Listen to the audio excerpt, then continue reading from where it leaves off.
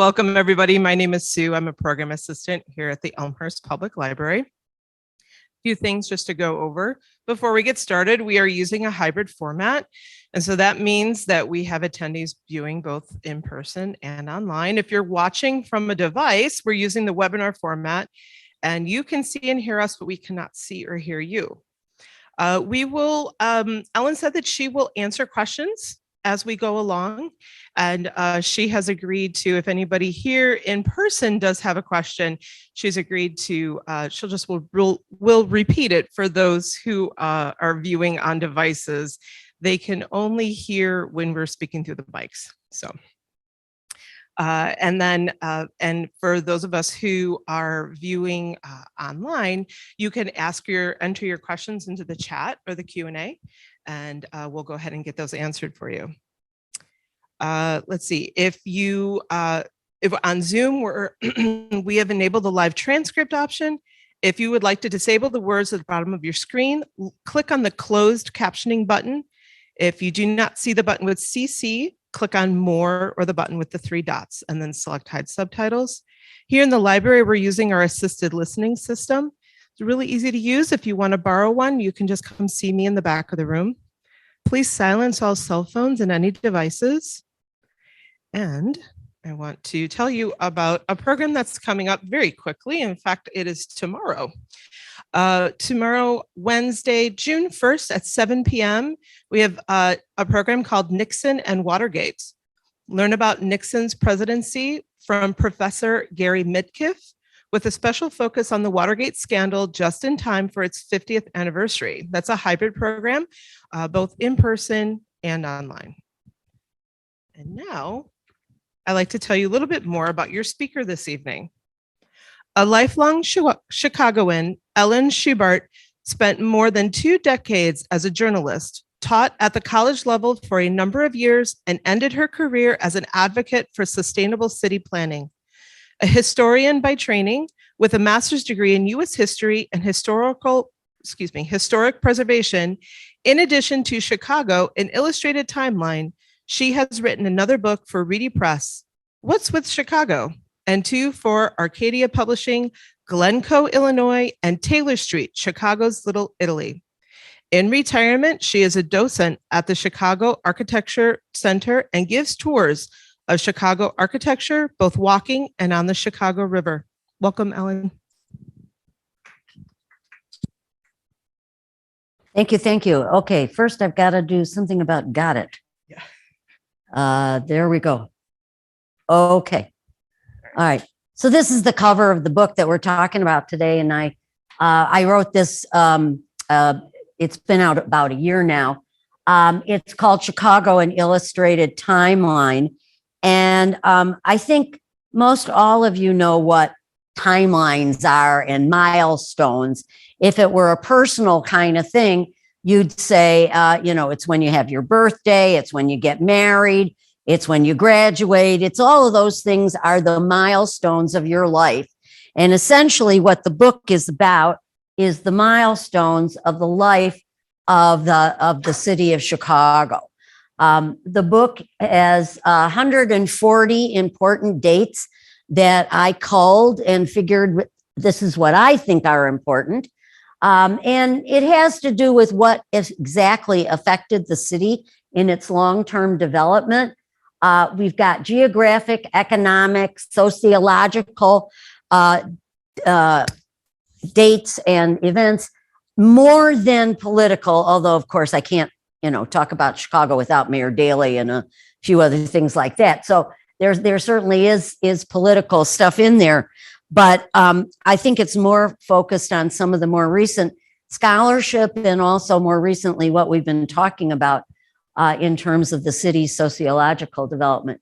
The other thing is that because I am an architecture docent at the Architecture Center, there is a decided bit of architecture history as we go during the 3 or 4 major periods of architectural development in the city. And it's a book that's it's 4-color, it's hardcover, and it's got photos, illustrations.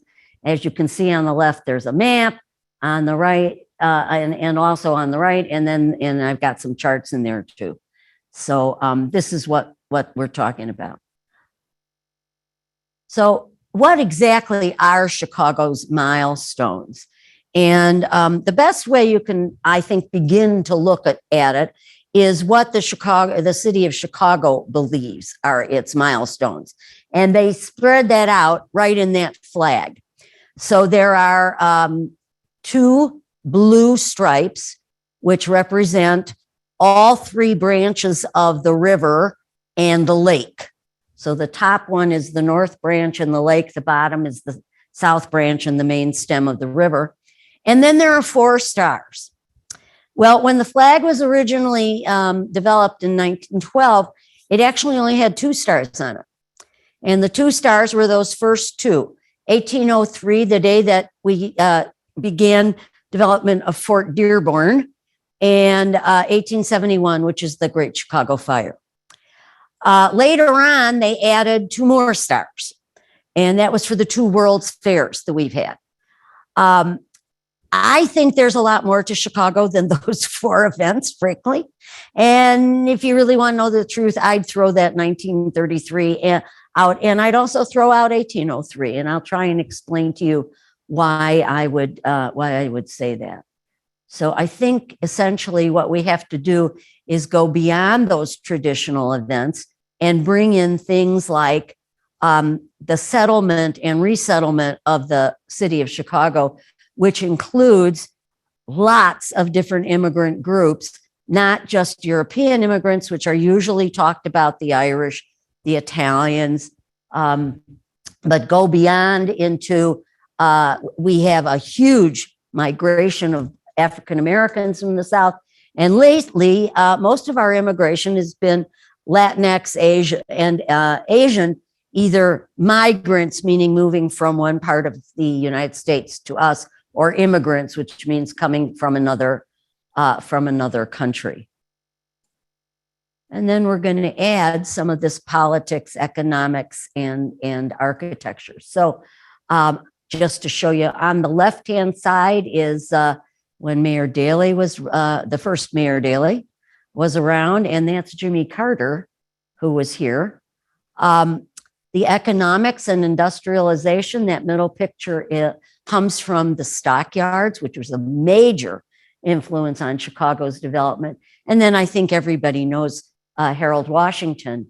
And this last one, you may or may not, I don't know when the last time it was you were in downtown Chicago, but that is the St. Regis Tower, which is the 3rd tallest building in Chicago. But more importantly, it is the tallest building in the world designed by a woman. Yes, her name is Jeannie Gang, and it opened up last year. Parts of it aren't even open yet for the hotel, but the rest of it has opened. Okay, and we're going to also include some other interesting little topics. I talk about the sports, each of the teams that are fairly major. I have to admit, it wasn't good enough to get the Sky in there. That's my bad, but we got the rest of them. But also some of the odder things about Chicago that you may or may not know, and I'm not going to really spend a lot of time tonight on, but is included in the books. For example, in 1818, when the state of Illinois was to be admitted to the Union, the line was drawn down at the bottom of Lake Michigan right across. But you all know that's not where we are today. We're a little bit up. And that's because one of the representatives to the statehood conference said, I think we ought to move it up. And that means that we're not cheeseheads. We belong to Illinois. Otherwise, we'd be Chicago, Wisconsin, because that's exactly where the original line was to be drawn. I don't know how many people know about the beer wars. This was in the 1850s when we had a teetotaling mayor, and he did not like the idea of selling beer on Sundays. But the immigrant groups who were drinking the beer worked 6 days a week. And to them, Sunday was the most important day when you could go out with your family and have beer. And so there was a slight little war that took place on the river, on the Clark Street Bridge. And it ended up that the mayor, whose name was Levi Boone, he was a relative of Daniel Boone, he was kicked out of office within a year. And suddenly they were back open on Sundays. But the book talks about the bridges, our trunnion, bascule, movable bridges, which are unique to Chicago, our bungalows, which, unlike the word bungalow, which is an Indian word about a house that's got a great big porch all the way around, Chicago bungalows are different. It's a unique to Chicago. The history of the music, theater, radio, and of course, we have to have a little bit of Al Capone in there. It's all in the book. I'd love you to look at it. I'm sure the library has it. So today, what I really want to look at is, instead of those 4 stars that are on the flag, to me, these are the 6 19th century milestones that really should be looked upon, because they are the ones that formed Chicago the way it is. And I'll go over each of those as we get going. Well, I've got 6 of them from the 19th century, and then 6 of them from the 20th century, taking it to about the middle of the 20th century. So let's talk about each of them. The Fort Dearborn was built in 1803, and it was supposed to be the last bastion of the United States before the West. But it really didn't play much of a role. It didn't do much. The Native Americans who were here were not hostile to the incoming settlers. They welcomed them. Some of them even intermarried with them. What is far more important to the development of the city of Chicago is the removal of these people to the other side of the Mississippi. And this was accomplished through a series of treaties where the United States government promised all kinds of stuff, most of which we never fulfilled. And in 1833, the Treaty of Chicago is the last of that series, and it is the biggest one, and it removes all of the indigenous peoples. And that is key to, quote, opening up the West. It allows the Yankee settlers from the East Coast, and later on, others who come from overseas, to come in here and buy land from the United States government, which the Native Americans never thought they sold, but the United States government maintained that they had it, and so they sold it. These 3 pictures are of different things. Up at the corner on the right-hand side, this comes from the Portage Park. I don't know if you've ever visited it, but there's something called a portage on the Chicago River. It's the old place where the river quite wasn't deep enough for the boats to get through until 1848, when they built the canal, which linked the Great Lakes to the Mississippi River.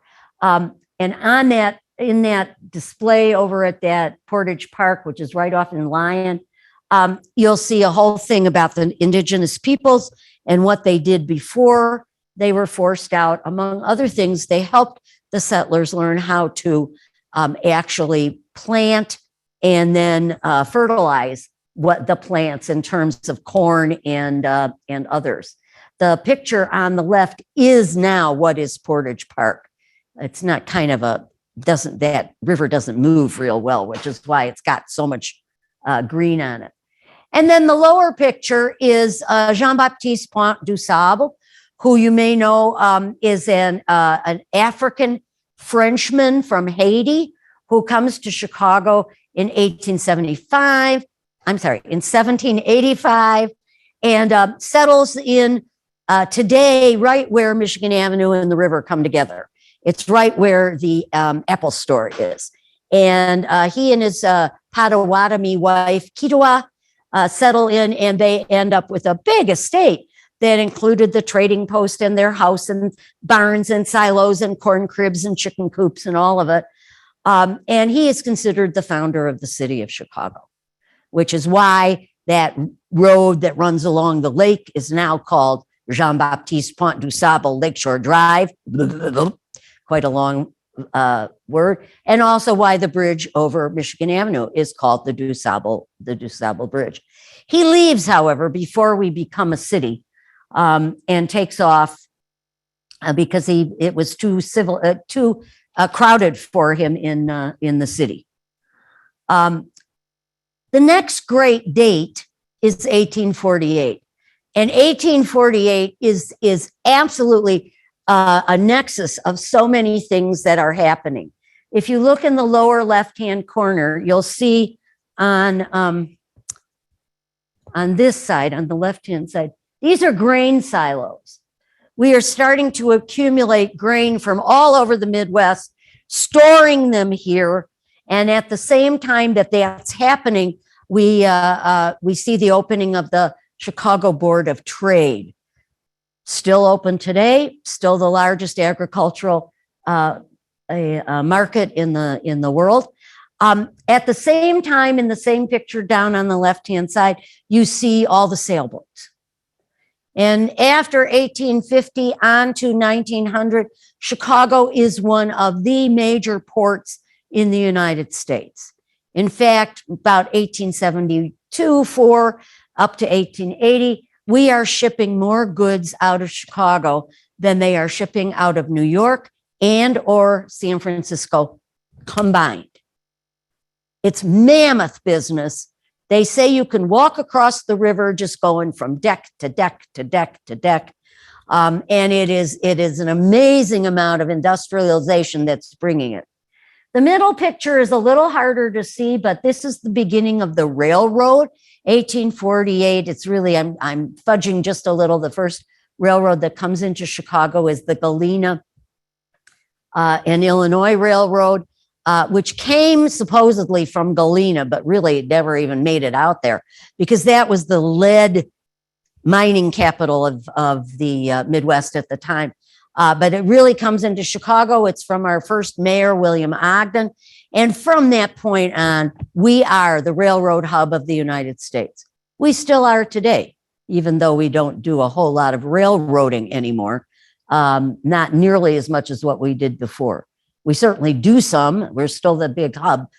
And then the bottom picture here is the McCormick Reaper plant. We are beginning to be an industrialized factory kind of place. It's built along the river, as are the tanneries, the cheese making factories, the lumber yards, the furniture making places, and ultimately towards the end of the 1800s, all of the clothing manufacturers. They're all using the river. They're all building on the river. They are all creating what is going to become the industrial hub of the city of Chicago. The next thing I agree with the city, with the star, is the fire. And this is an immense fire. We don't have too many pictures, which is why I have an artwork piece on the left-hand side. As you can see, the fire is burning. The city is blowing. I think you all know the story, and maybe you even are like me. When you went to a public school in Chicago, you learned about Mrs. O'Leary and her cow, who theoretically started the fire. Totally wrong, by the way. Mrs. O'Leary was an entrepreneur. Mrs. O'Leary owned a dairy. She didn't have a cow. She had 6 cows. And the only surviving animal after the fire was a calf. She is put out of business because of the fire. Fire actually does start in her barn, which is on 18th Street and Coven. But she is made to be the scapegoat because she's Irish, she's an immigrant, and the guy who started it by writing about it in the newspaper admitted 25 years later that he made the whole thing up, that it was her cow, kicked it over, and who she was. It really destroyed Mrs. O'Leary's life. There are still descendants of Mrs. O'Leary who can tell you that whole story. And in 1996, the city of Chicago exonerated both Mrs. O'Leary and the cow, whose name is Daisy. The picture that you see down in the left-hand side, by the way, the left-hand side. Yes, he's telling me I'm wrong, but it's the left. The picture that you see on the left is part of an art installation that is on the Riverwalk. If you ever get down on the Riverwalk, and walk all the way towards the lake, there's a beautiful art installation by a woman by the name of Ellen Lanyon, and she has 17 mosaics. This is one that shows you the history of the city of Chicago. This one is about the fire. And I think it's indicative because there are a number of things there. The fire is burning. Not only did they have a fire, but they had a city that was so wood, you cannot believe it. The houses were wood, but so were the sidewalks. So were the streets. They were lined with wood. So were the stone buildings. They were connected with wood. And so when the fire starts blowing from the south and west, it is blowing so fast that it begins to have what they call fire swirls, which takes up all of the material that's being burned and just flings it. And so it's going from one place to another. It's not just creeping along on the lower level. People are escaping. They try to escape over the bridges. The bridges all burn over the river. There are some tunnels under the river, but it is a devastating fire. 110,000 people were left homeless. That was 1/3 of the city. 300 people die, but it is also the beginning of making Chicago the birthplace of the skyscraper. Because if you look on the right-hand side of the map of the city of Chicago that burned, you'll see it's all the downtown. And after the insurance companies tell owners in the city, if you keep rebuilding in wood, we're not going to insure you anymore. Suddenly they changed the regulations and you could not have wooden structures in the downtown. At that point, we begin and we get some very innovative building, steel structures or metal structures go up, and we begin to get the birth of the skyscraper. I realize nobody's here from New York. They say they had the first skyscraper. We say we had the first skyscraper. Whatever it is, we are the birthplace of the skyscraper because we're going to get more of them up and going because we had so much that we had to be able to fill. The offices needed to be done. And so up they go between 1880 through the 1900s. And then onward. Okay, the next one is 1872, European immigration. This is extremely important to the city of Chicago. The Irish have already come. They began coming in the 1840s. The Germans at the potato famine, the Germans come in the 1850s and 60s because they're fighting unification wars in Germany, and we get the losers. You know, the winners stay home because they won the battle in the revolution. People who lost, people who are second sons can't inherit, all that kind of stuff. They come to Chicago. By the end of the 19th century, Chicago is 1/3 immigrant, mostly German. We teach German in the schools.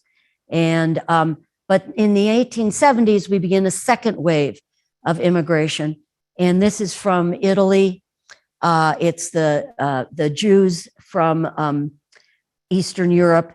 And we begin to get people from the Poles, the Bohemians, all of the Eastern European immigration comes. I think you're very well aware it sets up the city into neighborhoods of peoples who speak the same language, not English, but who read the same newspapers, not English.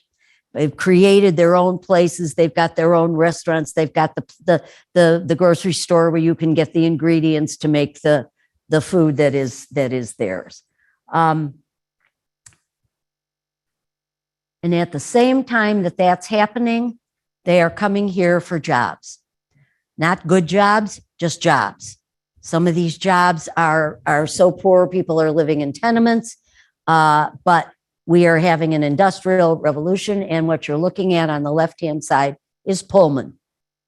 This is where they're making the sleeping cars, and we begin to have lots of labor unrest. There's the Haymarket riot, there's the Pullman strike, there's the railroad strike. It's all here based in Chicago because people are looking for some radical ideas of that time.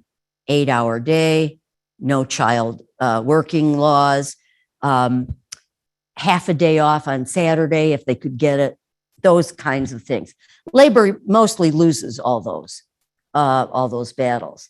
At the same time, the guys who are not labor but are in management and running companies set up the 1893 World's Fair, which is supposed to be the celebration of Christopher Columbus coming to the New World, but it's also a chance for Chicago to say, hey, look at us, 20 years after the fire, and we are back. We are something. We are special. There's lots of stuff about the fair, tons of stuff about the fair, actually. What you're looking at is the Ferris wheel. First time fair at George Washington Ferris actually had a wheel up. And you'll notice how big that wheel is. It's a third again as big as the one on Navy Pier right now. Each of those carriages had 60 people in them. You could have a dinner party. And because it was 20 minutes to fill it up, 20 minutes to go around. So you had 40 minutes. If you got in and you brought your picnic basket, you could have a big party. Right in front of it is the most popular ride, which doesn't get talked about as much, but this is the ice railroad. They had a condenser and ammonia, and they made ice, and they pulled you up to the top, and then you just like a sled came around. It was 10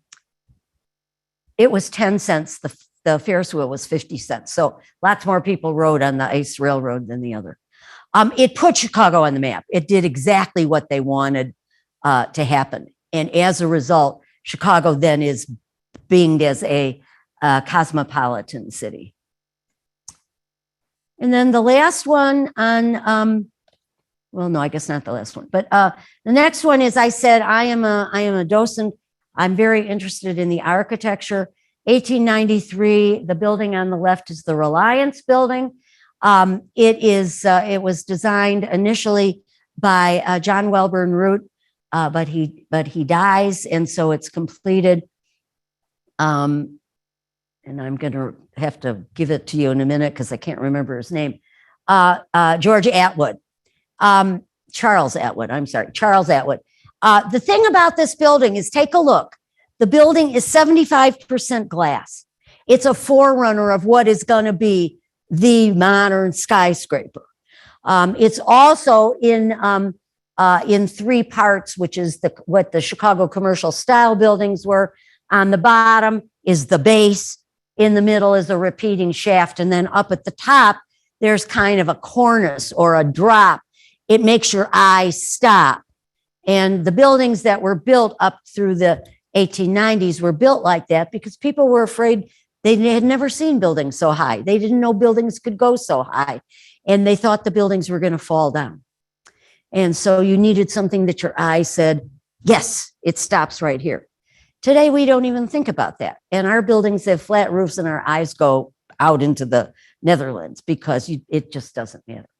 The other thing is, and this is obviously very close to home to you guys, you're not Oak Park, I know, but certainly the whole concept of new living that Frank Lloyd Wright brought into American life. This is no longer a Victorian with an upside down V roof and 3 or 4 floors.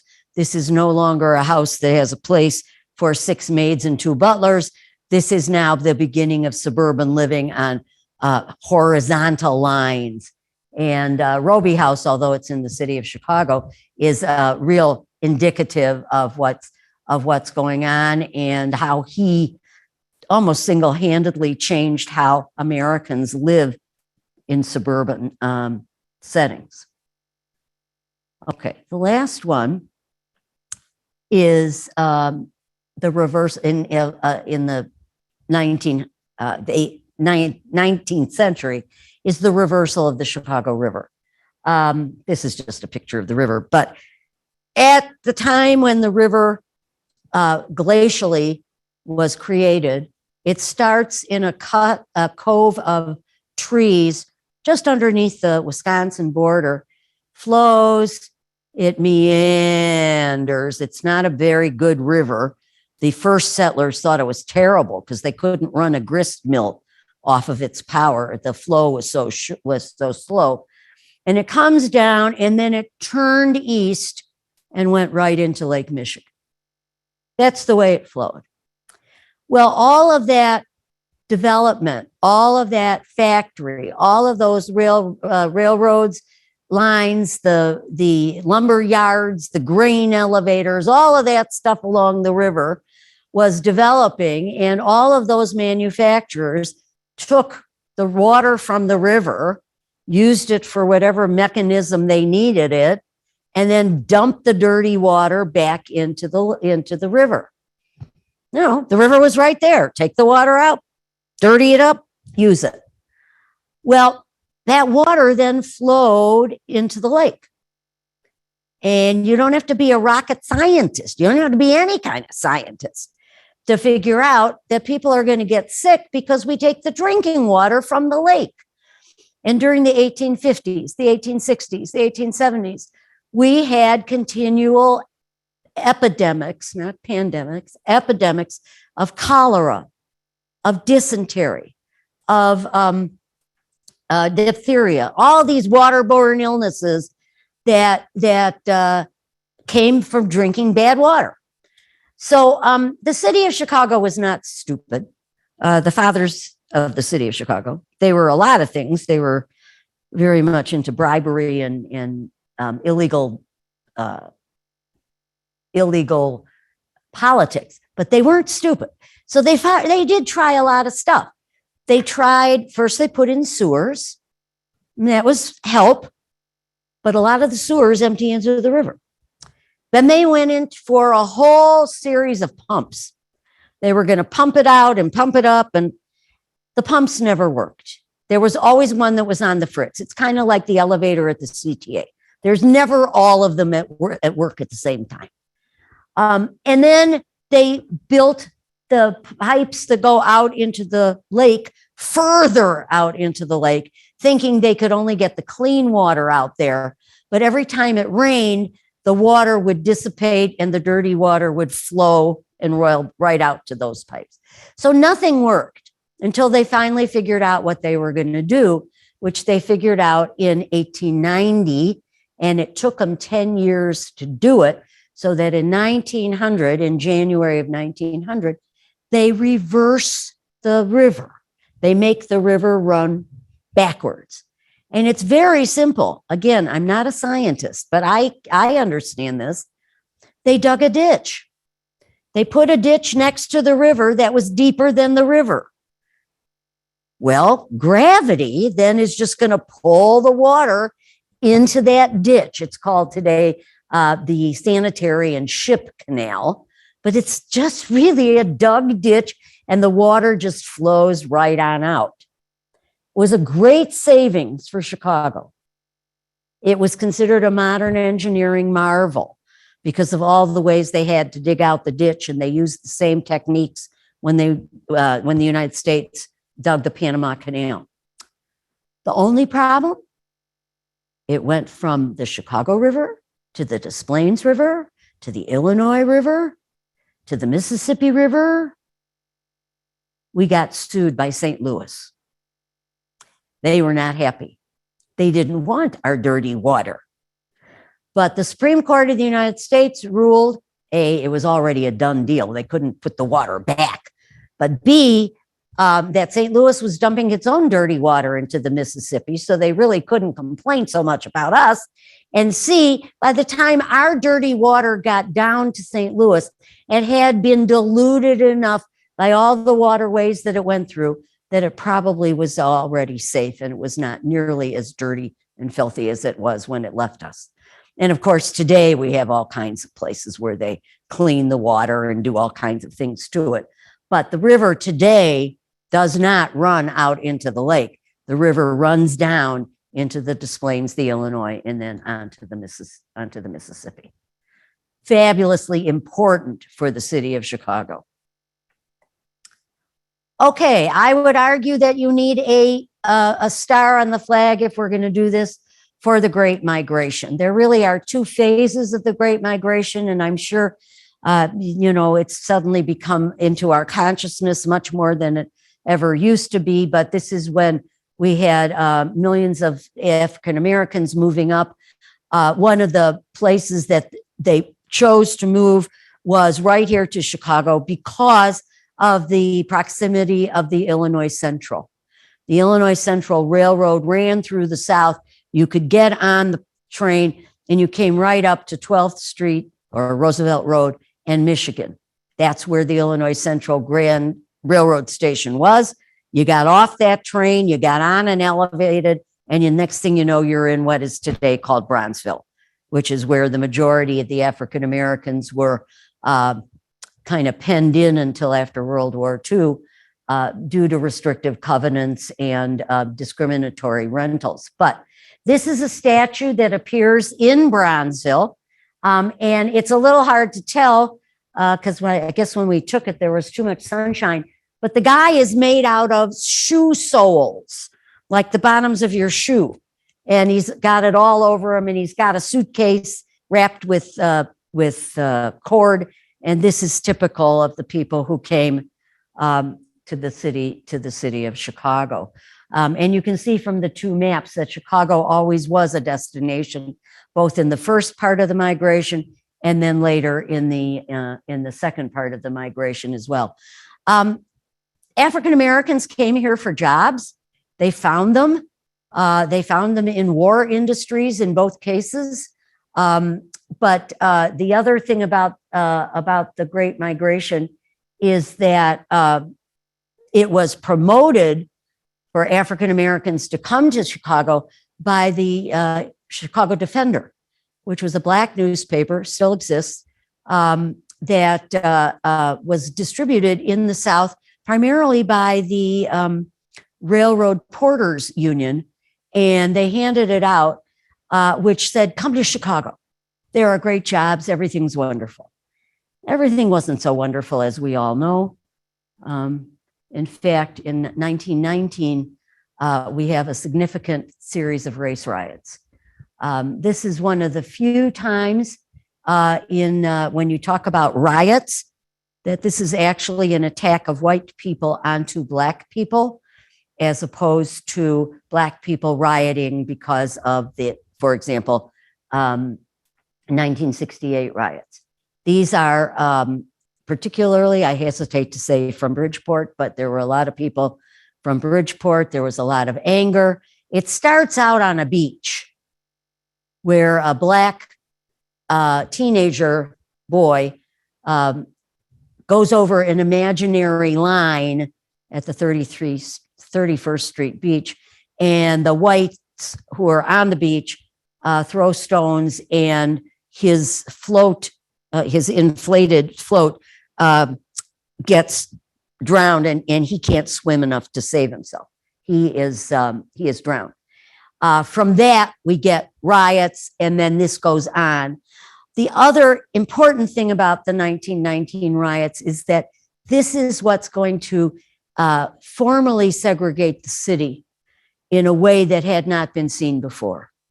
After the 1919 riots, there is a decided effort on all sorts of different groups, from the city police to the city planning departments to political parties, to separate the races. And this creates the Black ghettos. It creates neighborhoods that are solidly white and nobody goes in and out and all of that. And it dates not from the first time that Blacks come to Chicago, earlier than this, but from 1919. And the reason you see this guy with the rifle is that he's a World War I veteran who came back, and they called them out when the riots started. They still had their uniforms. They still had their weapons. But this is all the different places where people were attacked, and different kinds of looting, and it was more attacks on people than looting. I shouldn't have said looting. Okay, 1932.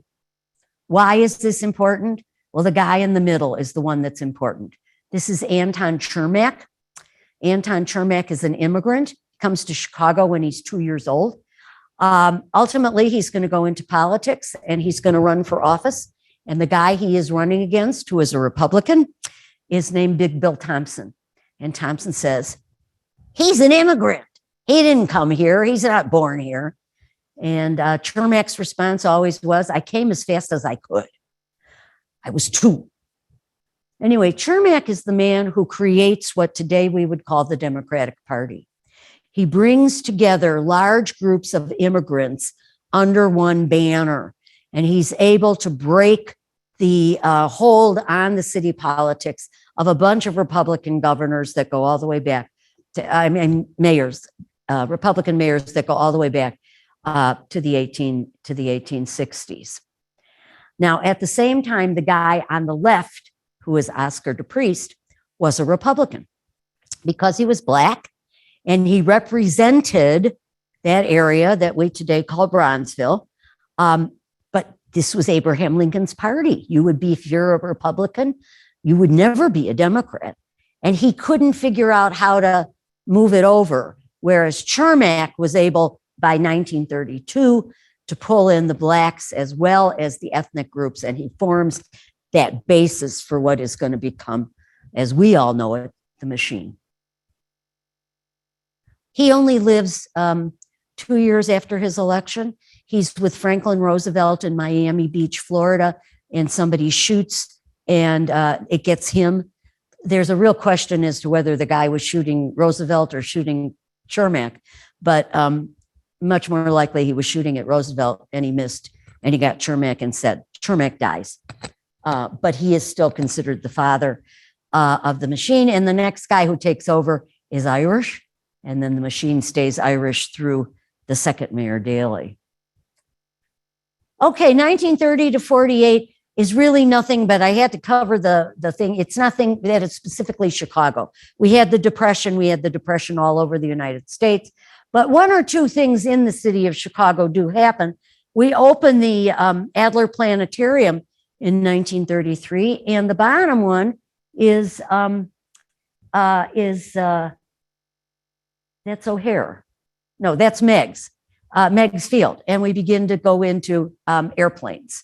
Sorry about that. Didn't mean to get mixed up.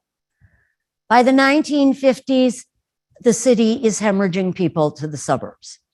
I don't know when your families moved out here, but it's likely that some of them moved in that period of time. There was an absolute move out, and we begin to get suburbanization. We get these newfangled things called malls, where everybody wants to shop. These newfangled things called suburban subdivisions, where everybody has more room. And of course, the car becomes the basics for how we operate. At this point in time, we also get O'Hare Airport, and that is going to become ultimately the busiest airport in the nation, and then the worst airport in the nation. And now it's somewhere around number 5 in terms of actual people going in and out, but there's an $8 billion project going on that's going to have a new runway, and very likely we'll be back in contention with Atlanta. I don't know. 1955, the election of Mayor Richard J. Daley. And this is where I'm going to end my story, because there's the book goes up to 2002. I don't want you to think I stopped the book, but I'm going to stop the lecture because it's our time, and it gives us some basis. Mayor Daley obviously consolidates the machine. He consolidates politics. He begins some of the movement to get people to come back to the city, which is working very well right now. The city of Chicago gained population in its downtown, even as it hemorrhaged people moving out of the south and southwest side. Mayor Daley sets the stage then, not for his son. His son is going to have to wait a little bit, but he sets the stage for Jane Byrne, who is a one-term mayor, but she was his consumer affairs commissioner, and so she was his guy. He dies. She takes over. Oh, I'm sorry, I missed somebody. You know who I missed? Who's the snow mayor? Balandic. Yes, he comes first. He gets absolutely creamed because he doesn't know what to do about the snow. And he keeps telling people the streets have been plowed, and they haven't at the 1967 snow. And then she comes in. And then, of course, we get Richard M. Daley, who's the longest running mayor.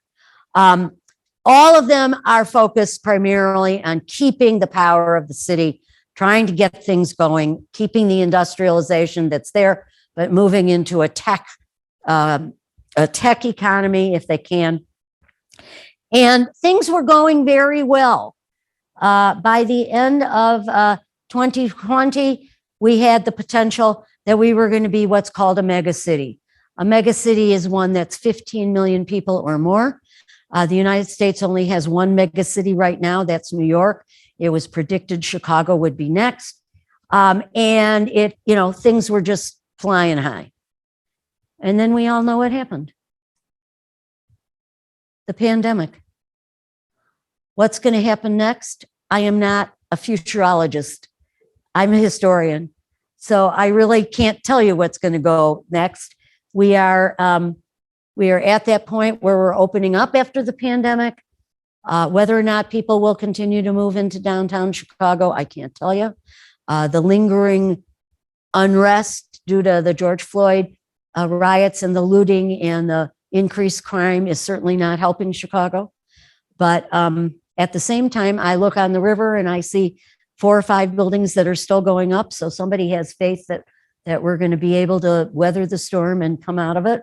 We'll see. I don't know. But after all of that, I would say to you, if you think about it, ask yourself what stars you'd put on the flag. And I'll just leave you with a funny one. There is no rule about how many stars you can have on the flag. Like I said, the flag started with 2. Now we have 4. There was a big move to have a 5th star.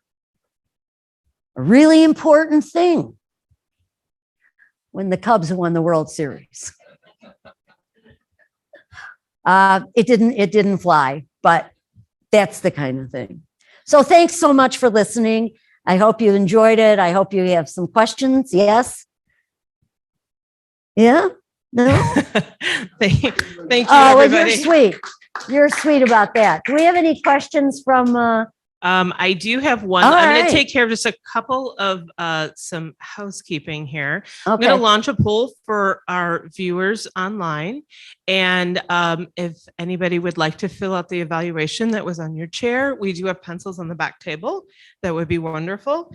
I do have a question online. What can you name as being, I think that's what they mean, being very or only Chicago? What's unique to Chicago?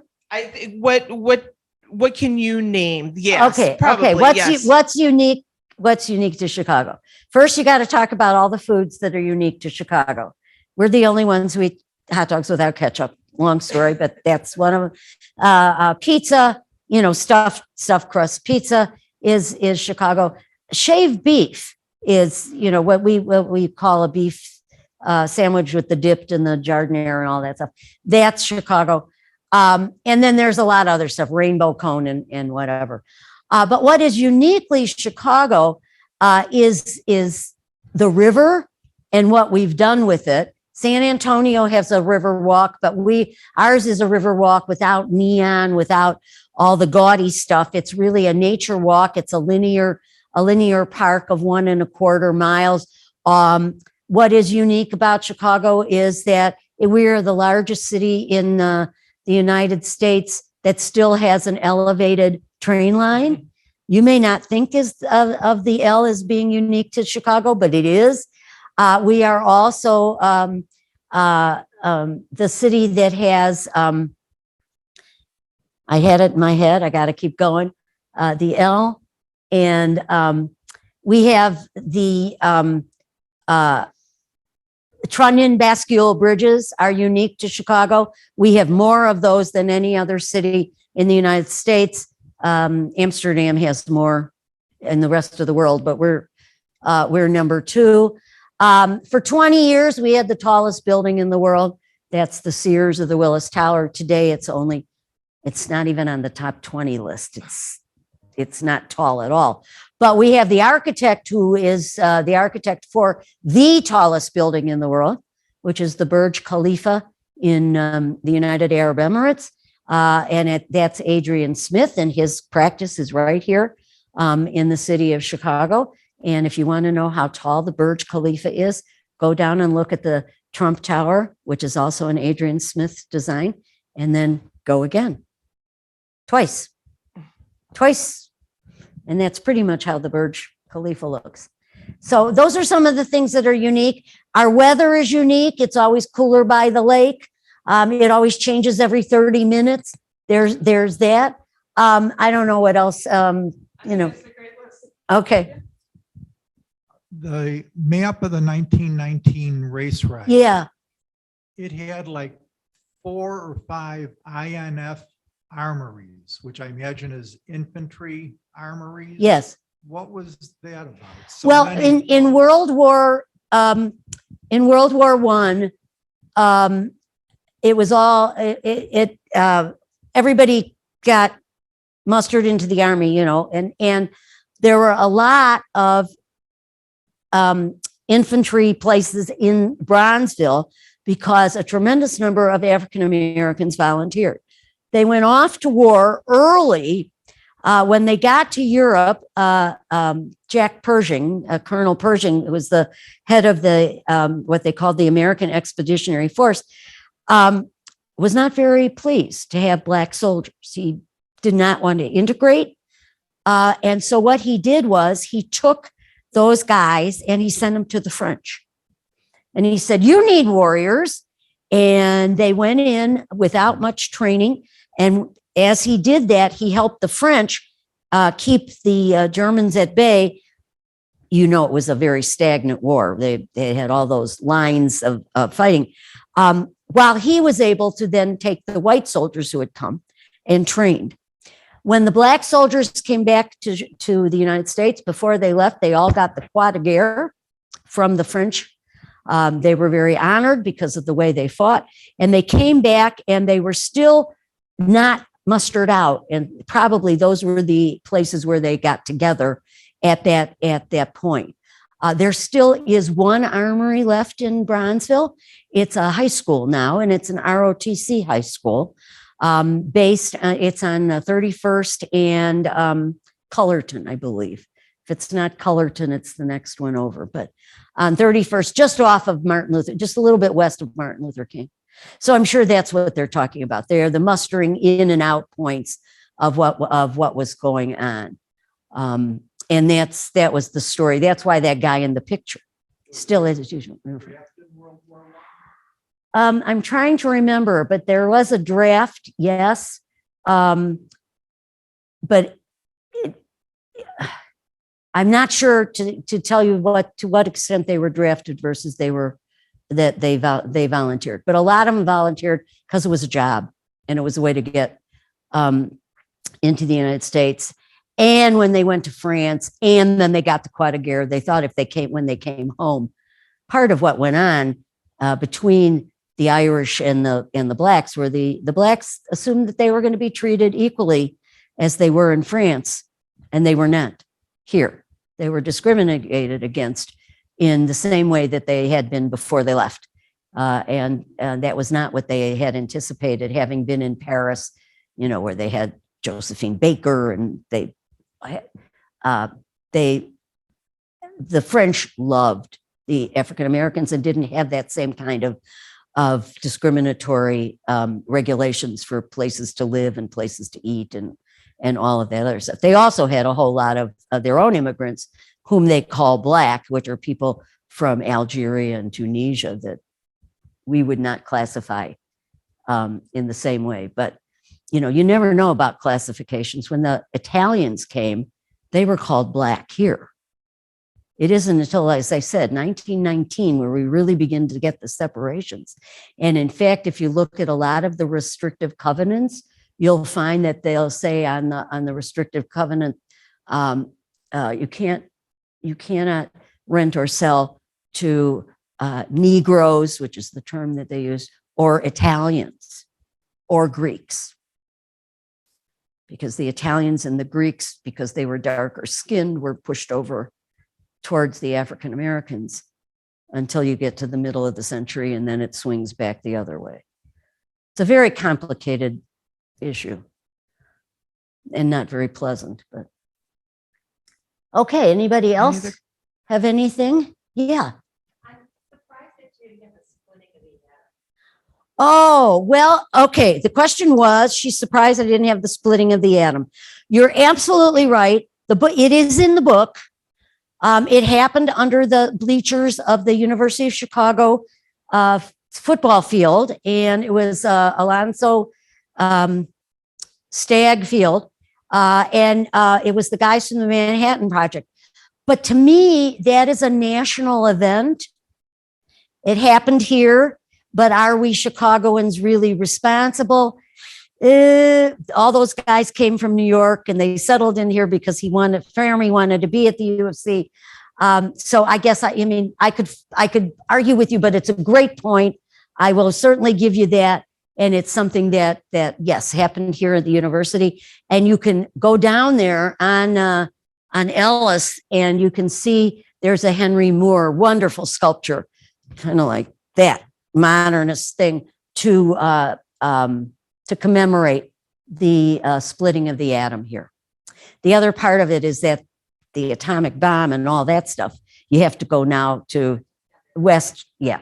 You have to go west in the United States. Okay. Anybody else? No. Well, thank you for coming. I really appreciate it. It's been fun. Thank you, everybody. Thank Have you. a good night.